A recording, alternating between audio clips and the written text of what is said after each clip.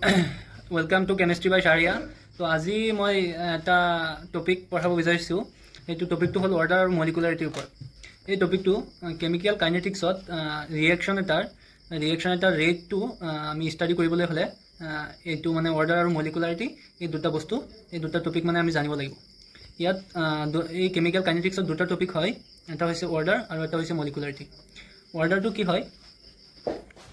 অৰ্ডাৰটো হয় ৰেট যিটো আছে ইকুৱেশ্যনত আৰু ইয়াৰ ওপৰত যিটো কনচেনট্ৰেশ্যন থাকে এই কনচেনট্ৰেশ্যনটো আমি ধৰিব লাগে। এক্সাম্পলত আমি ধৰিছোঁ কে মানে হৈছে এইটো হ'ল ৰেট, কেক আমি ৰেট বুলি কওঁ।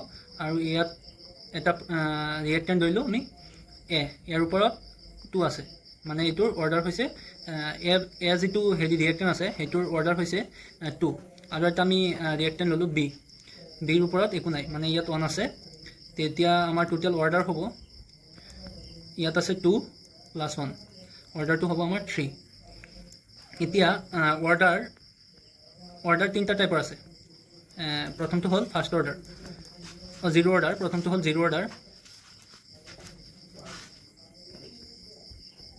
ইয়াত কি হয়, মানে ৰেটটো যিটো হয় আমাৰ ৰিয়েকশ্যন ৰেট, এই ৰিয়েকশ্যন ৰেট কনচেনট্ৰেশ্যন যিটো আছে আমাৰ, এই ৰেট কনচেনট্ৰেশ্যনটো আমাৰ মানে ৰিয়েকশ্যনৰ ওপৰত ডিপেণ্ড নকৰে, ৰিয়েকশ্যনৰ ওপৰত ৰেটটো ডিপেণ্ড নকৰে। আৰু ইয়াৰ অৰ্ডাৰটো কি হ'ব? জিৰ' অৰ্ডাৰৰ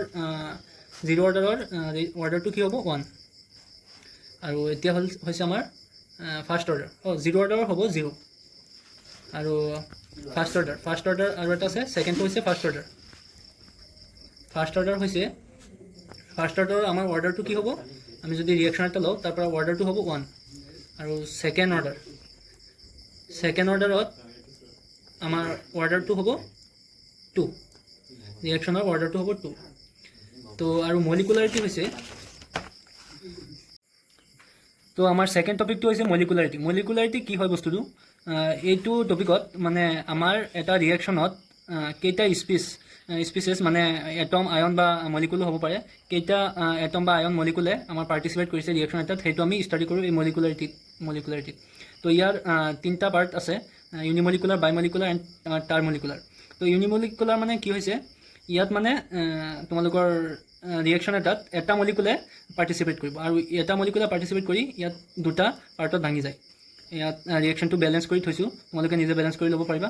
ইয়াৰ মলিকুলাৰিটিটো কি হয়? 1, মানে এইটো ইউনিমলিকুলাৰ হয়, সেইকাৰণে ইয়াৰ মলিকুলাৰিটি 1 হয়, মানে এটা মলিকুলে পাৰ্টিচিপেট কৰিছে। আৰু নাম্বাৰ 2টো হৈছে বাইমলিকুলাৰ মানে কি হৈছে? 2 molecules participate in this reaction, মানে দুটা মলিকুলে এইটো এটা H2 আৰু I2, এই দুটা মলিকুলে ৰিয়েকশ্যনটোত মানে পাৰ্টিচিপেট কৰিছে, সেইকাৰণে এইটো বাইমলিকুলাৰ বুলি কয়। ইয়াত ৰিয়েকশ্যনটো বেলেঞ্চ হোৱা নাই, তো ইয়াত হাইড্ৰজেন দুটা আছে, I2 দুটা আছে। তো ইয়াত কি হ'ব? 2Hi। তো ইয়াত হাইড্ৰজেন দুটা, I দুটা। তো আৰু এটা থাৰ্ড পাৰ্টটো হৈছে টাৰমলিকুলাৰ মানে কি হয়? 3 molecules participate in this reaction, মানে তিনিটা মলিকুলে এইটো ৰিয়েকশ্যনত পাৰ্টিচিপেট কৰে। ইয়াত 2NO + O2 goes to 2NO2। ইয়াত মই বেলেঞ্চ কৰি থৈছোঁ, তোমালোকে নিজে বেলেঞ্চ কৰি ল'ব পাৰিবা, বেলেঞ্চ কৰাটোতো সহজেই। তো আজিলৈ ইমানেই। এইটো এটা চিম্পল টপিক, জাষ্ট ইণ্ট্ৰডাকশ্যন দিলোঁ। ইয়াৰ পাছৰ পৰা মই ক্লাছ 11-12ৰ চব টপিক কভাৰ কৰিম।